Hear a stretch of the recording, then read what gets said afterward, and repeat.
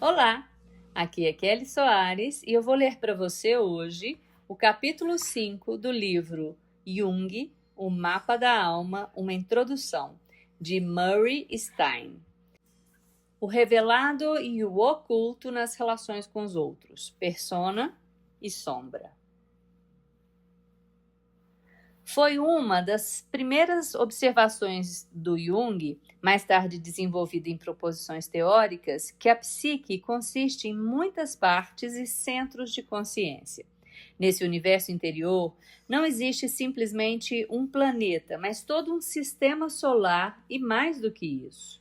Referimos-nos às pessoas como detentoras de uma personalidade, mas, de fato, esta é composta por um agregado de subpersonalidades.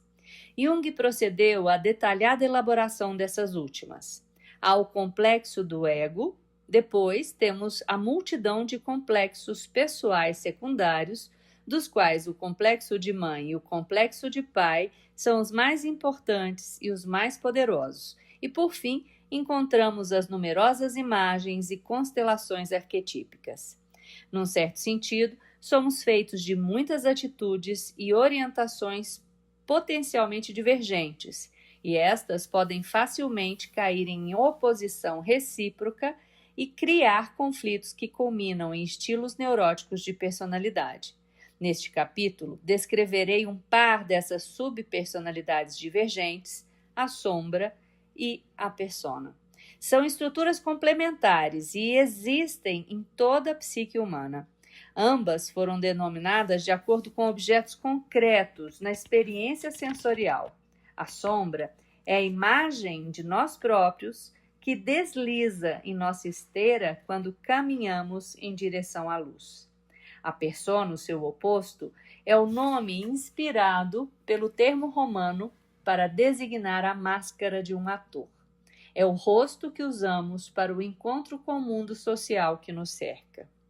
No começo da vida, a personalidade é uma simples unidade indiferenciada, amorfa e mais potencial do que real. Ela constitui um todo. Iniciado o processo de desenvolvimento, essa totalidade diferencia-se e separa-se em várias partes. Nasce a consciência do ego e, ao crescer, deixa para trás boa parte da totalidade de si mesmo no que é agora o inconsciente. O inconsciente, por sua vez, é estruturado como grupos materiais em torno de ímagos, internalizações e experiências traumáticas para formar as subpersonalidades, os complexos. Os complexos, como expus no capítulo 2, são autônomos e revelam uma consciência própria. Também aglutinam uma certa quantidade de energia psíquica e possuem vontade própria. A sombra do ego. Um dos fatores psíquicos inconscientes que o ego não pode controlar é a sombra. De fato, o ego usualmente não possui sequer consciência de que projeta uma sombra. Jung emprega o termo sombra para denotar uma realidade psicológica que é relativamente fácil de captar num nível imagístico, mas mais difícil de compreender nos níveis prático e teórico. Ele quer sublinhar a flagrante inconsciência que a maioria das pessoas exibe. Em vez de aludir à sombra como uma coisa, é preferível, porém, pensar nas qualidades ou traços psicológicos que estão na sombra, isto é, escondidos, encobertos, atrás de nós, no escuro, ou são indistintos. Quaisquer partes da personalidade que normalmente pertenceriam ao ego se estivessem integradas, mas foram suprimidas por causa de dissonância cognitiva ou emocional, caem na sombra. O conteúdo específico da sombra pode mudar dependendo das atitudes e do grau de defensividade do ego. De um modo geral, a sombra possui uma qualidade imoral, ou pelo menos pouco recomendável, contendo características da natureza de uma pessoa que são contrárias aos costumes e convenções morais da sociedade. A sombra é o lado inconsciente das operações intencionais, voluntárias e defensivas do ego. É, por assim dizer, a face posterior do ego. Todo ego tem uma sombra. Isso é inevitável. Ao adaptar-se e enfrentar-se com o mundo, o ego, de um modo inteiramente involuntário, emprega a sombra para executar operações desagradáveis que ele não poderia realizar sem cair num conflito moral. Sem o conhecimento do ego, essas atividades protetoras e autônomas são levadas a efeito no escuro. A sombra funciona de uma forma semelhante ao sistema secreto de espionagem de uma nação. Sem o conhecimento explícito do chefe do Estado, a quem é assim permitido negar toda a culpabilidade. Embora a introspecção possa, em certa medida, trazer essas atividades sombrias do ego para a consciência, as próprias defesas do ego contra o conhecimento consciente da sombra são usualmente tão eficazes que pouca coisa consegue infiltrar-se nelas e transpô-las. Pedir a amigos íntimos ou a um cônjuge com muitos anos de estreita convivência que revelem suas percepções sinceras é usualmente um método mais útil do que a introspecção para obter informações sobre as atividades da sombra do ego. Se a trajetória das vontades, preferências e intenções do ego for seguida com suficiente profundidade, chega-se às regiões da escuridão e da frialdade, onde se torna evidente que o ego tem capacidade em sua sombra para ser extremamente egoísta, obstinado, insensível e dominador. Aí uma pessoa é puramente egoísta e decidida a satisfazer a todo custo os desejos pessoais de poder e de prazer. Esse núcleo de trevas no âmago do ego é a própria definição da maldade humana, tal como é representada no mito e na ficção. A figura de Lago, no Otelo de Shakespeare, é um exemplo clássico. Na sombra residem todos os conhecidos pecados cardeais. Jung identificou a noção freudiana do id com a sombra. Se traços de sombra se tornam, em certa medida, conscientes e integrados, uma pessoa é muito diferente do indivíduo comum. A maioria das pessoas não sabe que é tão egocêntrica e egoísta quanto na realidade é, e quer aparentar ser altruísta e ter o total domínio de seus apetites e prazeres. A tendência das pessoas é antes para esconder tais traços dos outros e de si mesmas por trás de uma fachada que as mostre atenciosas, ponderadas, empáticas, refletidas e benévolas.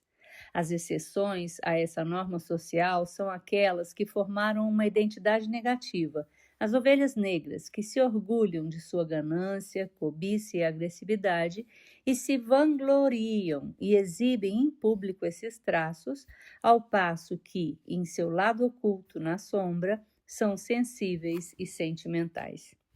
Outras exceções são aquelas que nada têm a perder, os verdadeiros criminosos e sociopatas.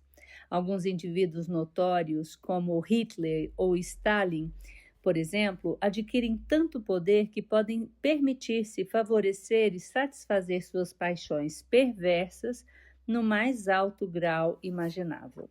A maioria das pessoas, entretanto, veem como decentes e conduzem-se de acordo com as regras da decência e da correção em seus círculos sociais, e só revelam elementos sombrios por acidente, em sonhos ou quando impelidas a extremos. Para elas, o lado sombrio do ego ainda funciona, mas através do inconsciente, manipulando o meio ambiente e a psique para que certas intenções e necessidades sejam satisfeitas de um modo socialmente aceitável. O que o ego quer na sombra, entretanto, não é necessariamente mal em si e de si, e com frequência a sombra, uma vez enfrentada, não é tão perversa quanto se imaginou. A sombra não é diretamente experimentada pelo ego. Sendo inconsciente, ela é projetada em outros. Quando uma pessoa se sente tremendamente irritada por outra que manifesta ser realmente egoísta, por exemplo, essa reação é usualmente um sinal de que está sendo projetado um elemento inconsciente da sombra. Naturalmente, a outra pessoa tem que apresentar um gancho para a projeção da sombra, e assim existe sempre uma mistura entre percepção e projeção em tais reações emocionais fortes.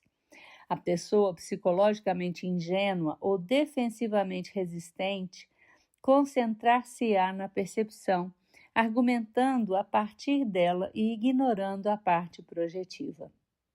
Essa estratégia defensiva, é claro, exclui a possibilidade de usar a experiência para adquirir o conhecimento consciente de características da sombra e lograr uma integração dessas.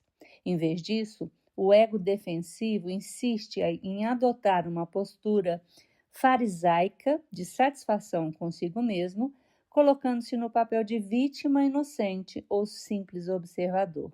A outra pessoa é o monstro cruel, enquanto que o ego se sente como um inocente cordeiro. É de tal dinâmica que são feitos os bodes expiatórios. A formação da sombra.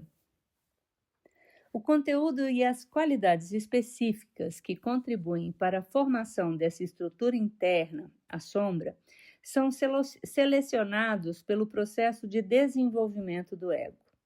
O que a consciência do ego rejeita torna-se sombra.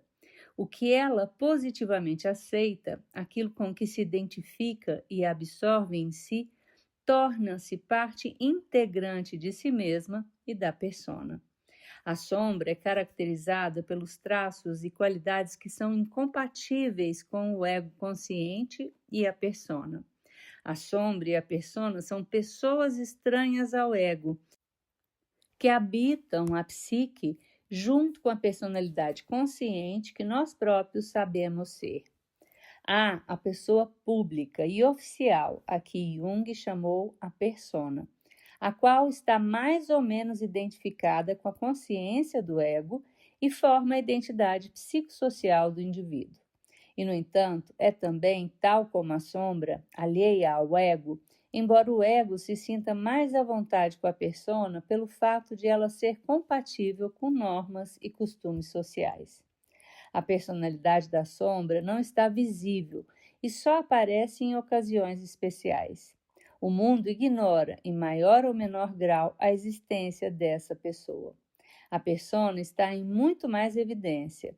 Ela desempenha um papel oficial cotidiano de adaptação ao mundo social. Sombra e persona são como dois irmãos para um homem ou duas irmãs para uma mulher.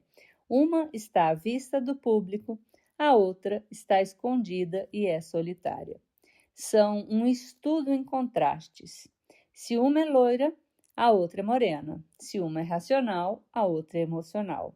Narciso e Goldemundo, Dr. Jekyll e Mr. Hyde, Caim e Abel, Eva e Lilith, Afrodite e Hera. Essas figuras formam tais pares. Uma complementa ou, mais frequentemente, opõe-se à outra. Persona e sombra são usualmente o oposto mais ou menos exato uma da outra e, no entanto, são tão chegadas quanto podem ser dois gêmeos. A persona é a pessoa que passamos a ser em resultado dos processos de aculturação, educação e adaptação aos nossos meios físico e social. Como já mencionei, Jung foi buscar esse termo no teatro romano, onde persona se referia à máscara do ator. Ao colocar uma máscara, o ator assumia um papel específico e uma identidade dentro do enredo dramático, e sua voz era projetada através da boca, recortada no rosto da máscara. No plano psicológico, a persona é um complexo funcional, cuja tarefa consiste tanto em esconder quanto em revelar os pensamentos e sentimentos conscientes de um indivíduo aos outros. Como complexo, a persona possui considerável autonomia e não está sob total domínio do ego. Uma vez, no desempenho de um papel, o autor declama suas falas, com ou sem vontade, e muitas vezes sem grande percepção do que está dizendo. Como está você? Alguém pergunta numa chuvosa e desagradável manhã. E, num piscar de olhos, Sem um momento de hesitação, o interpelado responde: ótimo, e você? A persona faz com que a interação social casual transcorra mais fácil, mais solta e atenua os pontos mais ásperos que poderiam, em outras circunstâncias, causar constrangimento ou dificuldades sociais. A sombra, um complexo funcional complementar, é uma espécie de contrapessoa. A sombra pode ser pensada como uma subpersonalidade que quer o que a persona não permitirá. Mefistófeles, no Fausto de Goethe, é um exemplo clássico de uma figura sombra.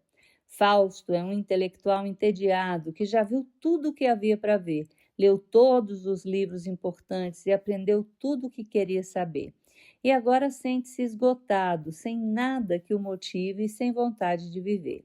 Está deprimido e pensa em suicídio quando um cachorrinho se atravessa de súbito em seu caminho e transforma-se em Mefistófeles. Mefistófeles induz Fausto a deixar seu gabinete de estudo e a sair com ele pelo mundo, a fim de adquirir experiência sobre o seu outro lado, a sua sensualidade. Apresenta Fausto as suas funções inferiores, sensação e sentimento, e aos frêmitos e excitação da sua até então nula vida sexual. Esse é um lado da vida que sua persona como professor intelectual não permitia. Sob a orientação de Mefistófeles, Fausto passa por um processo a que Jung deu o nome de enantiodromia, a conversão radical da personalidade ao tipo de caráter seu oposto. Ele adota a sombra e, com efeito, durante algum tempo, passa a estar identificado com suas energias e qualidades.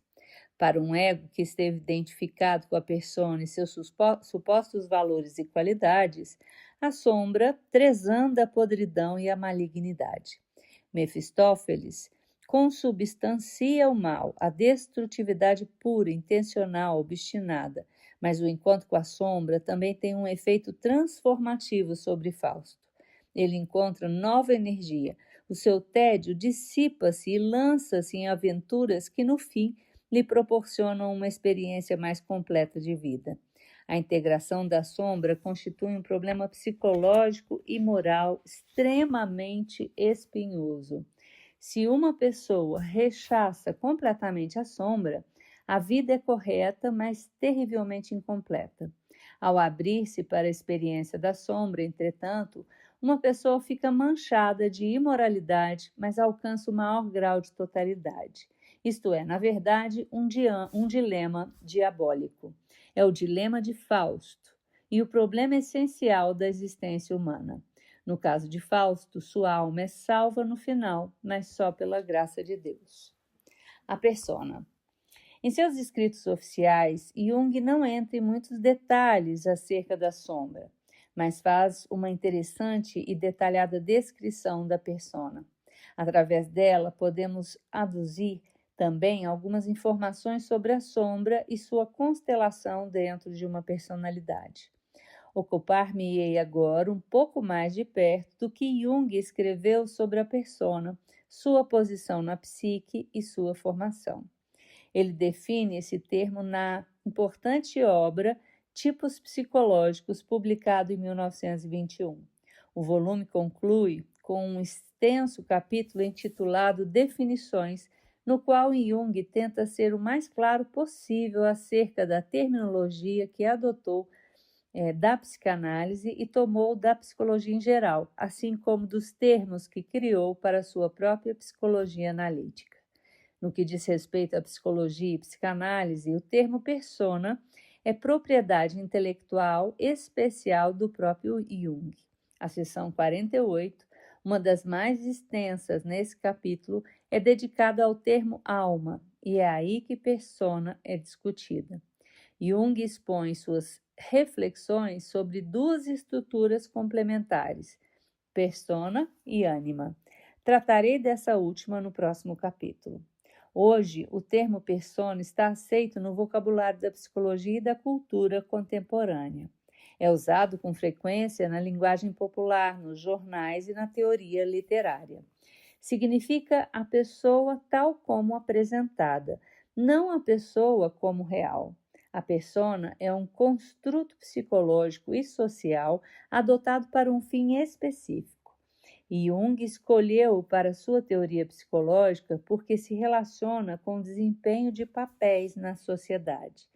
Ele estava interessado em apurar como as pessoas chegam a desempenhar determinados papéis, a adotar atitudes coletivas convencionais e a representar estereótipos sociais e culturais, em vez de assumirem e viverem sua própria unicidade.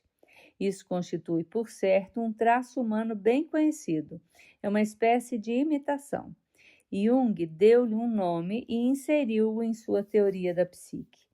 Jung começa sua definição de persona assinalando que muitos estudos psiquiátricos e psicológicos demonstraram que a personalidade humana não é simples, mas complexa, que pode ser mostrado que ela, sob certas condições, se divide e fragmenta, e que existem muitas subpersonalidades dentro da psique humana normal.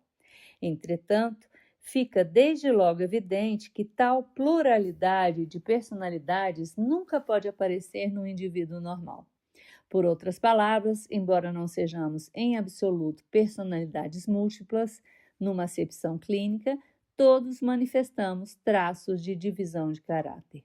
O indivíduo normal é simplesmente uma versão menos exagerada do que se verifica em patologia. Basta, por exemplo, observar com atenção um indivíduo em circunstâncias distintas para se perceber a mudança que sofre ao passar de um ambiente para o outro e como, em cada caso, se evidencia um caráter de perfil bem marcado, nitidamente distinto do anterior. A expressão proverbial anjo na rua, carrasco em casa é uma formulação do fenômeno de desdobramento da personalidade inspirada na experiência cotidiana. Em público, tal indivíduo é todo sorrisos, tapinhas nas costas, cordial, extrovertido, de fácil convívio, despreocupado, brincalhão. Em casa, pelo contrário, é azedo, é resingão, não fala com os filhos, mal-humorado, esconde seu ar soturno atrás das folhas do jornal e pode ser agressivo, verbalmente ou de alguma outra forma. O caráter é alterado para ajustar-se a situações ou circunstâncias específicas. A história de Jekyll e Hyde apresenta uma forma extrema disso. Um outro romance com o mesmo tema é o Retrato de Dorian Gray, onde o protagonista guarda no sótão de sua casa um retrato dele próprio. À medida que ele envelhece, o retrato também envelhece, revelando a sua verdadeira natureza e caráter. Entretanto, ele continua aparecendo em público sem rugas, jovem, requintado e divertido. Jung passa em seguida a discutir o tema fascinante da sensibilidade humana aos ambientes sociais. As pessoas são usualmente sensíveis às expectativas de outras pessoas. Jung sublinha que determinados ambientes, como famílias, escolas e locais de trabalho, requerem que as pessoas assumam atitudes específicas. Por atitude, Jung entende uma orientação a priori para uma coisa determinada, não importa se ela está representada ou não na consciência. Uma atitude pode ser latente e inconsciente, mas está atuando constantemente a fim de orientar uma pessoa para uma situação ou um ambiente.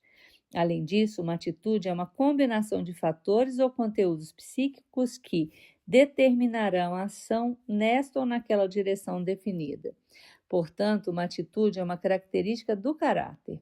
Quanto mais tempo uma atitude persiste e quanto mais frequentemente ela for chamada a satisfazer as exigências do meio, mais habitual ela se torna. Como isso seria expresso pelo behaviorismo, quanto maior for a frequência com que um comportamento ou atitude é reforçado pelo meio ambiente, mais forte e mais inexpugnável se torna. As pessoas podem ser treinadas para desenvolver atitudes específicas em relação a certos meios e, assim, a responder de formas determinadas, reagindo a sinais ou pistas como foram ensinadas a fazer. Uma vez que uma atitude tenha sido plenamente desenvolvida, tudo o que é requerido para ativar o comportamento é o sinal ou gatilho apropriado. Jung observou isso em 1920, mais ou menos na época em que o behaviorismo estava começando a ganhar terreno nos Estados Unidos, liderado por John Broad Watson, cuja primeira obra importante foi publicada em 1913.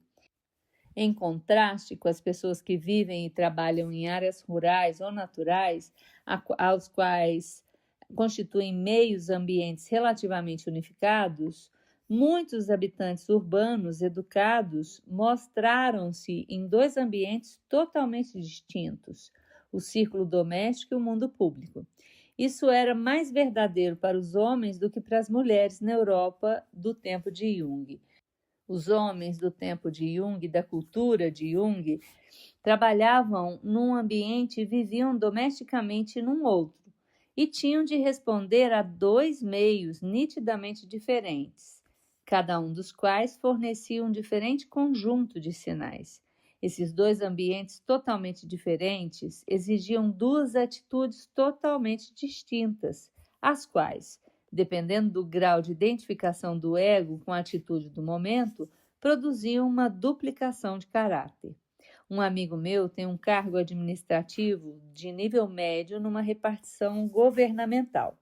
E assim, cumpre-lhe dar o tom para os funcionários do grupo, sob suas ordens, no tocante aos valores e padrões de comportamento no setor público. A repartição é um ambiente e ele descobre, através de outras fontes, que são os valores corretos, e depois informa aos seus subordinados que, por exemplo, devem ser sensíveis em questões tais como não discriminação, sexismo e ação afirmativa. O meu amigo contou-me que desempenha bem e com facilidade esse papel no local de trabalho, mas quando vê televisão na intimidade do seu próprio lar, tem reações muito diferentes. Aí ele é ultraconservador. No trabalho, é um homem moderno, liberal e esclarecido. O seu ego, entretanto, não está fortemente identificado com a atitude desse meio. Ele tem uma persona funcional, uma que ele põe e tira facilmente sem se identificar com ela. O meu amigo tem muito claro em seu próprio espírito que não se identifica em absoluto com essa persona do seu local de trabalho. Frequentemente, porém, o ego identifica-se com a persona. O termo psicológico identificação assinala a capacidade do ego para absorver e unir-se a objetos externos, atitudes e pessoas. Isso é um processo mais ou menos inconsciente. A pessoa imita involuntariamente outra. Talvez ela própria nem se dê conta disso, mas outras pessoas veem a imitação. Em princípio, pode-se dizer que o ego está inteiramente separado da persona, mas na vida real não é esse o caso, visto que, com grande frequência, o ego tende a identificar-se com os papéis que desempenha na vida. O caráter é, via de regra, moldado por exigências emocionais e uma aquiescência cômoda em nome do conforto e da conveniência. Daí, acontecer com frequência que homens que na vida pública são extremamente enérgicos, fogosos, duros no trato, obstinados e implacáveis, mostram-se tolerantes, moderados, complacentes, até fracos, quando no lar e no seio da família. Qual é o verdadeiro caráter, a personalidade real? É frequentemente impossível responder a essa pergunta. De qualquer modo, o ego sempre contém mais do que a identificação com a persona. Pode-se dizer que, no máximo, a persona formará um invólucro compacto, envolvendo o lado do ego que se defronta com o mundo social. Mas, usualmente, as pessoas ainda reconhecerão uma diferença entre o papel e a verdadeira identidade íntima. O núcleo do ego é arquetípico, assim como individual e pessoal. Ainda é pequeno, ponto de reflexão, o centro do eu. O lado arquetípico do núcleo do ego é puro. Eu sou, uma manifestação do si mesmo. É simplesmente egoidade. Ver capítulo 1. No lado pessoal, entretanto, o ego é permeável à influência de forças externas. Tal influência penetra no ego e afasta essa pura egoidade quando o ego se identifica com um novo conteúdo. Isso é a aprendizagem do ego. Aprendemos os nossos nomes. Depois disso, passamos a ser os nossos nomes e identificamos-nos com os sons deles. Quando o ego é identificado com a persona, sente-se idêntico a ela. Eu sou então o meu nome, sou o filho do meu pai e de minha mãe, o irmão da minha irmã. Uma vez feita essa identificação, deixo de ser simplesmente eu sou o que sou, mas em vez disso, sou Murray Stein, nascido em tal e tal data, com essa história pessoal particular. Este é quem eu sou agora. Identifico-me com memórias, com a construção da minha história, com algumas de minhas qualidades. Assim, a pura egoidade, a peça arquetípica, pode ficar obscurecida, esconder-se ou desaparecer totalmente da consciência.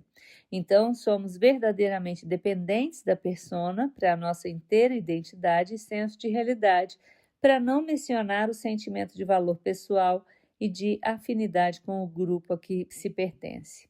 É claro, isso também pode flutuar.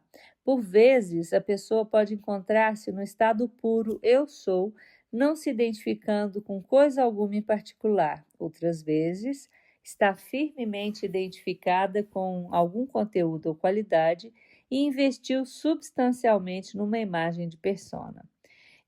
T.S. Eliot disse, falando sobre gatos, que eles têm 3 nomes: um que todo mundo conhece, um que só alguns conhecem e um que só o gato conhece. O primeiro e o segundo referem-se à persona. O terceiro refere-se ao núcleo arquetípico do ego. As 2 fontes da persona. Jung encontrou 2 fontes da persona. De acordo com as condições e os requisitos sociais, o caráter social é orientado, por uma parte, pelas expectativas e demandas da sociedade, e por outra, pelos objetivos e aspirações do indivíduo. A primeira, as expectativas e demandas do meio, inclui requisitos tais como ser um certo tipo de pessoa, comportar-se apropriadamente de acordo com os costumes sociais do grupo e, com muita frequência, acreditar em certas preposições sobre a natureza da realidade, como, por exemplo, aceitar ensinamentos religiosos. A segunda fonte inclui as ambições sociais do indivíduo. Para que a sociedade esteja apta a influenciar as atitudes e os comportamentos de uma pessoa, esta deve querer pertencer à sociedade. O ego deve estar motivado para aceitar as características e os papéis da persona que a sociedade requer e oferece, pois, caso contrário, serão pura e simplesmente evitados. Não haverá identificação de nenhuma espécie. Um acordo deve ser estabelecido entre o indivíduo e a sociedade para que a formação da persona se firme e consolide.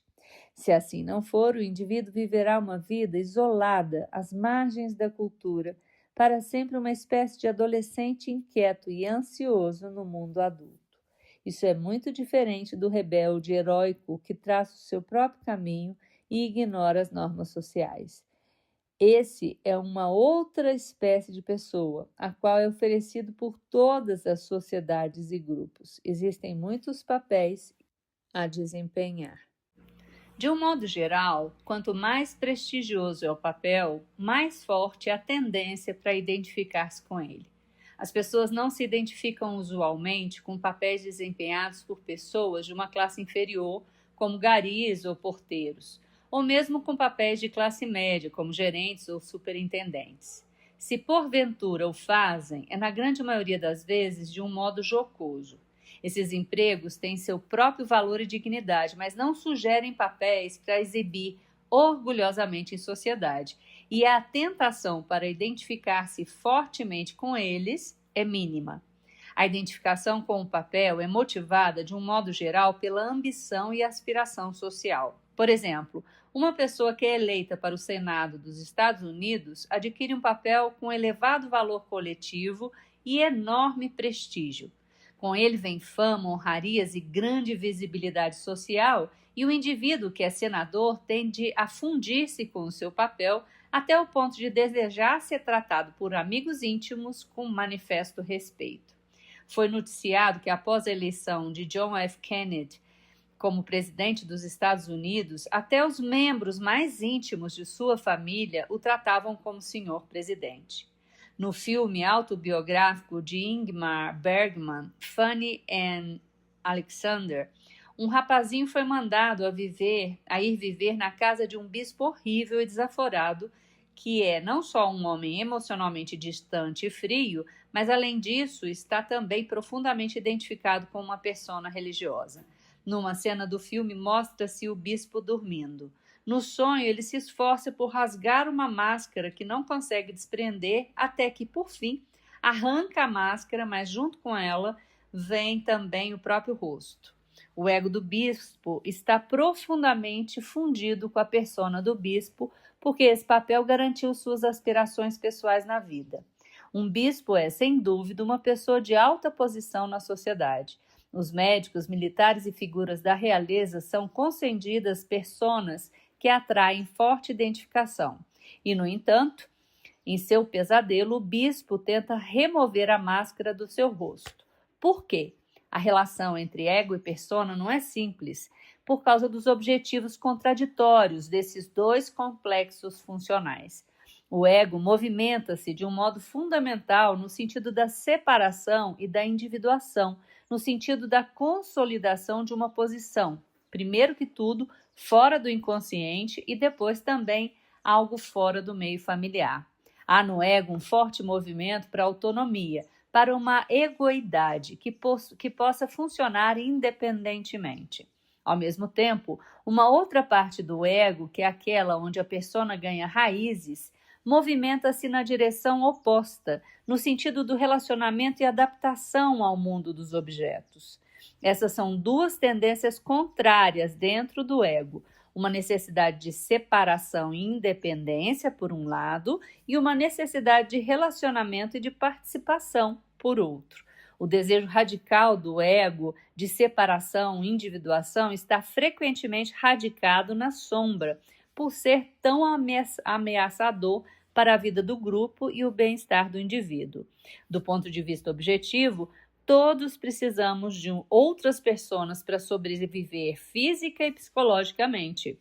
O movimento do ego, no sentido da relação e da adaptação ao meio atual, buscando assegurar a sobrevivência, oferece à persona a oportunidade de adquirir influência e predomínio. E isso passa, então, a ser a autoapresentação de uma pessoa no mundo. O desenvolvimento da persona. Este conflito no ego entre individuação, separação e conformidade social gera muita ansiedade básica do ego. Como pode alguém ser livre, único e individual, tendo que ser também, ao mesmo tempo, aceito e querido pelos outros, acomodando os seus desejos e necessidades deles?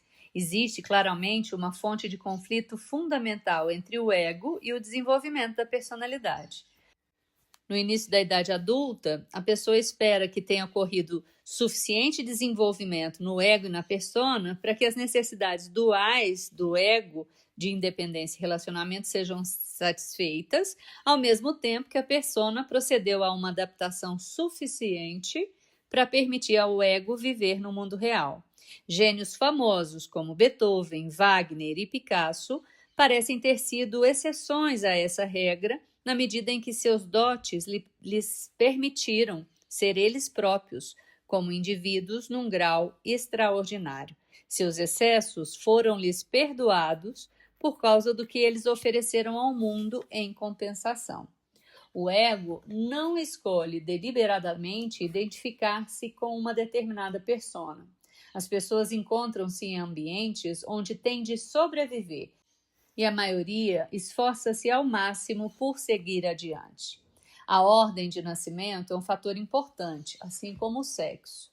Uma menina ou um rapazinho de pouca idade observam o que as outras crianças estão fazendo e imitam-nas. As meninas ensaiam as atitudes e gestos de suas mães enquanto provam as roupas delas. Por vezes, os rapazinhos também provam vestidos das mães e seus pais ficam preocupados com isso. As roupas representam a persona. O mais frequente é os rapazinhos imitarem o pai ou o irmão mais velho usando bonés ou chapéus quando eles os usam e caminhando com ares emproados se virem que é assim que os outros estão fazendo. O sexo é certamente um dos modos como somos separados e distinguidos desde cedo, e essas características são absorvidas pela persona. Um jovem dá-se conta de que é tratado de uma certa maneira se o seu comportamento for o certo e responder de uma forma apropriada ao seu sexo. Isso pode ocorrer muito naturalmente ou não numa criança. Por vezes, a persona ajusta-se, outras vezes, não. Forma-se finalmente uma atitude que é, pelo menos, adequada, se não incentivadora, em termos de atrativos relacionados com o sexo. As questões mais profundas relacionadas com o sexo e a identificação sexual serão tratadas no próximo capítulo. O desenvolvimento da persona tem duas armadilhas potenciais. Uma é a superidentificação com a persona. O indivíduo preocupa-se excessivamente em agradar e adaptar-se ao mundo social e passa a acreditar que essa imagem construída é tudo o que conta para a formação da personalidade. O outro problema reside em não prestar atenção suficiente ao mundo dos objetos externos e em ficar envolvido de um modo exageradamente exclusivo com o mundo interior, uma condição que Jung descreverá como possessão de ânima ou ânimos. Uma tal pessoa submete-se a impulsos, anseios, desejos e fantasias e está tão dominada por esse mundo e identifica-se a tal ponto com ele que pouca atenção é prestada a outras pessoas. Por conseguinte, semelhante pessoa tende a ser indelicada, cega e sem qualquer afinidade com outras, e só renuncia a essas características quando forçada a fazê-lo pelos mais duros e cruéis golpes do destino. O desenvolvimento da persona é tipicamente um importante problema na adolescência e início da idade adulta, quando há, por um lado, tanta atividade no mundo interior, tantos impulsos, fantasias, sonhos, desejos, ideologias e idealismos, e, por outro, tanta pressão dos seus iguais no sentido de conformidade. A afinidade com o mundo social, mais vasto, pode parecer muito primitiva e coletiva, desequilibrada por uma espécie de mentalidade de horda, uma identificação com um grupo de iguais e seus valores coletivos. Tal identificação com o grupo de iguais ajuda o adolescente a emancipar-se dos pais, um passo necessário para se alcançar a maturidade. Ao mesmo tempo, o adolescente mostra-se cegamente desatento, quase inconsciente em relação ao mundo objetivo e vive numa fantasia de invencibilidade. Os adultos tendem a aplicar termos como inflação e ufanismo para descrever essa combinação de hipertrofia do mundo interior e inadaptação à realidade exterior. Por outro lado, alguns adolescentes prestam atenção exagerada aos valores e expectativas dos adultos, vestindo camisas sociais, engravatados, carteira de executivo na mão, e aos 15 falando sobre o que farão quando se tornarem advogados de uma grande corporation. Eles estão de tal forma adaptados às expectativas da família e da cultura que não sobra muita margem para o desenvolvimento da identidade pessoal. Eles estão no caminho para tornarem-se meros estereótipos de formas culturais, vítimas de prematura adaptação da persona. Tanto os introvertidos quanto os extrovertidos desenvolvem uma persona, pois ambos os tipos de atitude devem relacionar-se com o mundo de objetos. Para os extrovertidos, entretanto, o desenvolvimento da persona é um processo mais simples do que para os introvertidos. A libido extrovertida vai para o objeto e fica aí, e os extrovertidos registram e relacionam-se com os objetos sem muito espalhafato ou complicação. Para os introvertidos, a atenção e a energia psíquica vão até os objetos, mas depois retornam ao sujeito, e isso cria uma relação mais complicada com os objetos. Um objeto é não só algo fora da psique, mas, para o introvertido, está também profundamente dentro da psique. O apego é mais difícil. Para os extrovertidos, fica muito mais fácil, portanto, encontrar uma persona apropriada. Estão mais à vontade com o mundo dos objetos porque ele não os ameaça tão intimamente. A persona do introvertido é mais ambígua, desconfiada ou vacilante e varia de um contexto para outro. Para todos, porém, a persona deve relacionar-se com objetos e proteger o sujeito. Essa é a sua função dual. Embora os introvertidos possam ser muito abertos e expansivos, com meia dúzia de pessoas, num grupo numeroso eles retraem-se e desaparecem. E a persona sente-se inadequada, sobretudo com estranhos e em situações em que o introvertido não ocupa um papel definido. Os cocktail parties são uma tortura, mas representar um papel num palco pode ser pura alegria e prazer. Muitos atores e atrizes famosos são profundamente introvertidos. Na vida privada podem ser tímidos, mas deles um papel público em que se sintam protegidos e seguros e podem facilmente passar por ser os mais extrovertidos tipos imagináveis. A persona, quando usada criativamente dentro do contexto de um forte desenvolvimento psicológico, funciona tanto para expressar quanto para esconder aspectos da personalidade. Uma persona adequada possui amplitude suficiente não só para expressar os aspectos socialmente apropriados da personalidade, mas também para ser autêntica e plausível. O indivíduo pode, sem muito dano, identificar-se com uma persona na medida em que ela é uma verdadeira expressão da personalidade. É claro, isso pode mudar com a idade e novas personas surgem quando os indivíduos ingressam em novas fases da vida. Os extrovertidos sociais podem tornar-se mais introvertidos, por exemplo, quando entram na casa dos 50 ou dos 60. Só mais tarde na vida, a pessoa também se apercebe de que existe uma diferença entre sentir que a persona é verdadeira, sincera e autêntica, por um lado, e identificar-se plena e inconscientemente com ela, por outro lado.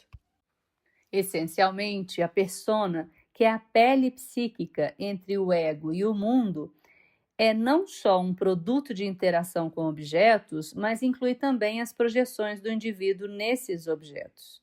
Adaptamo-nos ao que percebemos que as outras pessoas são e ao que querem. Isso pode ser consideravelmente diferente de como as outras nos veem ou se veem a si mesmas. Inseridas no tecido da persona estão projeções que se originam nos complexos, por exemplo, nos complexos parentais, retornando ao sujeito através do processo introjetivo. Tais projeções penetram na persona. É por isso que os primeiros tempos da infância exercem um tão profundo efeito em personas adultas. Mesmo depois que os pais ficaram há muito para trás, eles continuam a afetar a persona porque estão projetados no mundo a partir dos complexos parentais e são continuamente adaptados à persona do indivíduo. Somos bons meninos e boas meninas muito depois de termos necessidade de o ser. Levar a persona de um contexto para o outro apresenta problemas porque, num contínuo esforço de adaptação, o contexto original é projetado em novas situações muito diferentes. Foi essa a observação de Freud a respeito da transferência. O antigo contexto infantil é transferido para o novo contexto da relação médico-paciente. Até se aperceber de como o novo ambiente é diferente, a pessoa persevera em antigos comportamentos habituais, reagindo ao novo ambiente como se este ainda fosse o antigo e familiar. As transformações da persona. O núcleo arquetípico do ego não muda com o tempo, mas a persona pode ser e é modificada muitas vezes no transcorrer da vida, dependendo da percepção do ego das mudanças ocorridas no ambiente e de sua capacidade para interagir com este último. Uma importante mudança ocorre na passagem da adolescência para a idade adulta, uma outra no decorrer da transição da fase inicial da idade adulta para a meia-idade, e ainda uma outra na transição para a velhice.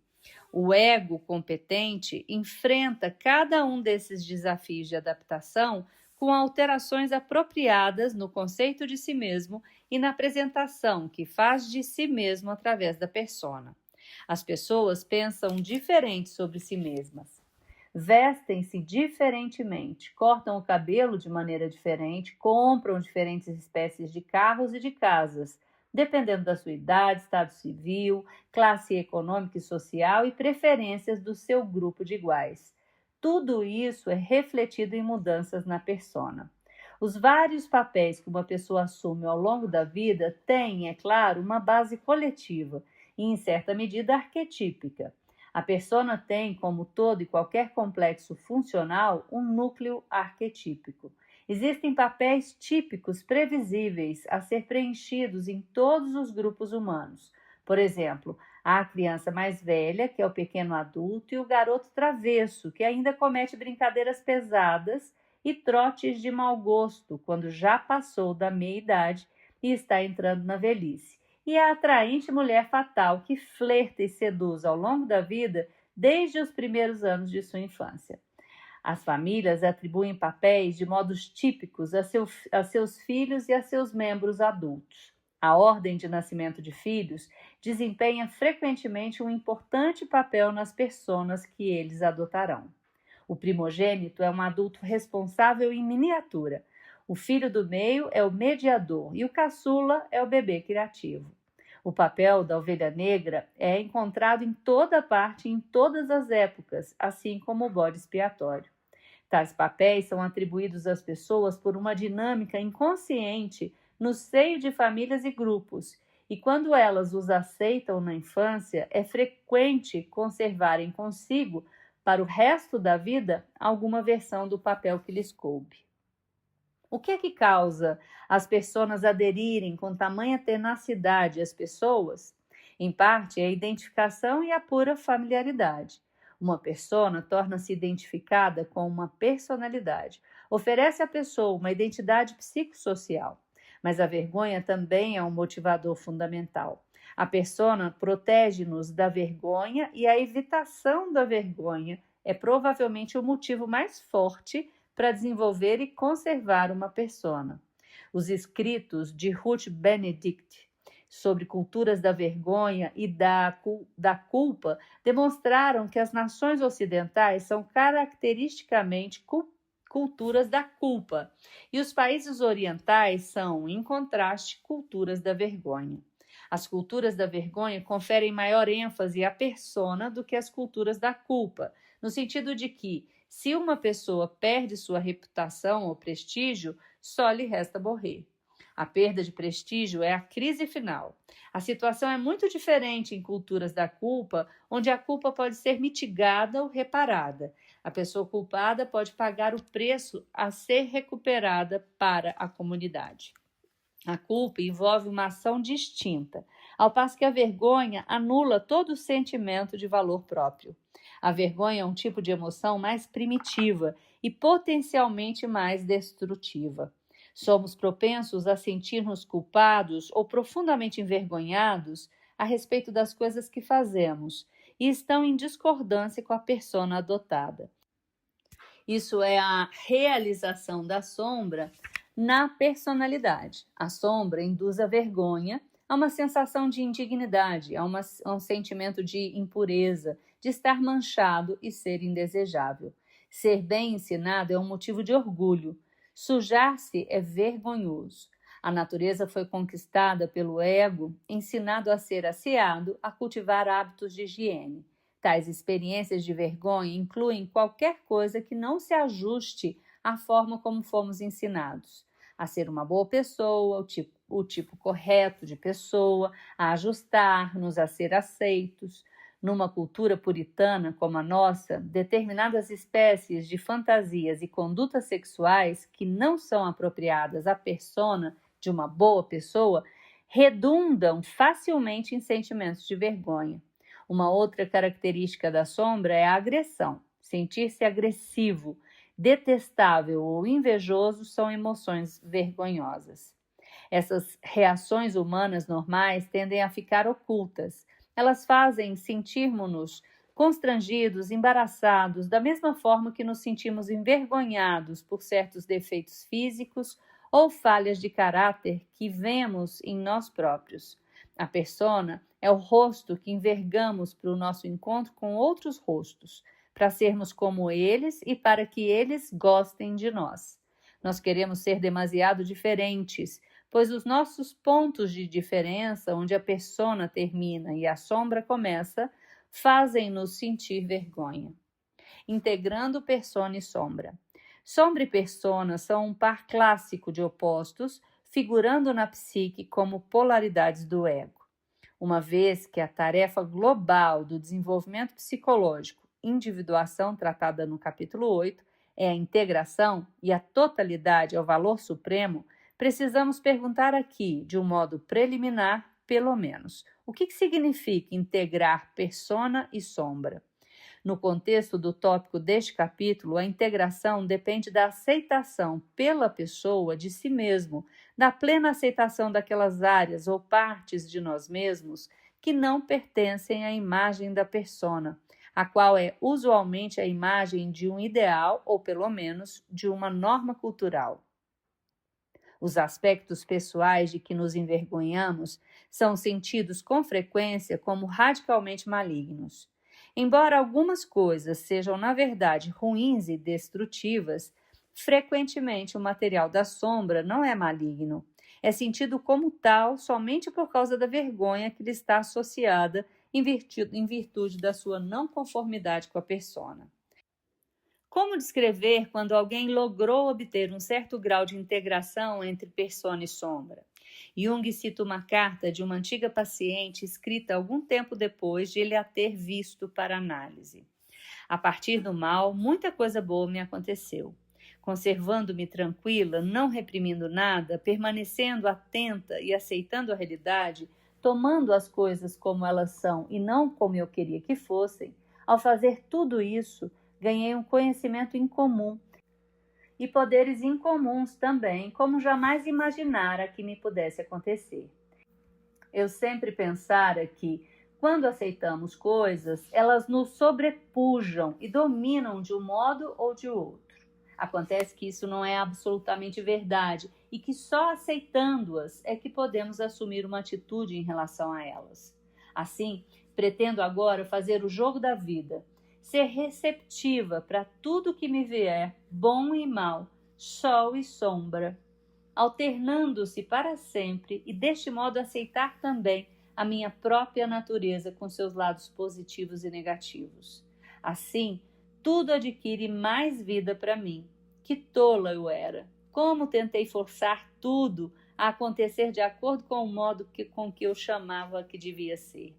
Essa mulher deu um passo atrás em relação tanto à persona quanto à divisão de persona e sombra em opostos.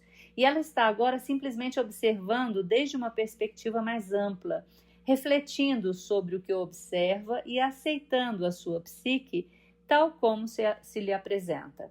Depois, seleciona, classifica e vê do que se trata fazendo algumas escolhas. Ela já não está mais sob o domínio de um ou outro extremo do espectro. Jung sustenta que os opostos estão unidos na psique através da intervenção de uma terceira coisa. Um conflito entre opostos, persona e sombra, por exemplo, pode ser considerado como uma crise de individuação, uma oportunidade para crescer através da integração. Entrando em conflito estão valores coletivos do lado da persona e aspectos de sombra do ego que pertencem à constituição instintiva inata do indivíduo, o id de Freud, e também alguns que são derivados dos arquétipos e de complexos inconscientes. Como o conteúdo da sombra não é aceitável para a persona, o conflito pode ser encarniçado. Jung sustentou que, se os dois polos são mantidos em tensão, uma solução surgirá se o ego puder livrar-se de ambos e criar um vazio interior no qual o inconsciente possa oferecer uma solução criativa na forma de um novo símbolo. Esse símbolo apresentará uma opção de movimento para diante que incluirá algo de ambos, não simplesmente um meio termo, mas uma amálgama que requer uma nova atitude por parte do ego e uma nova espécie de relação com o mundo.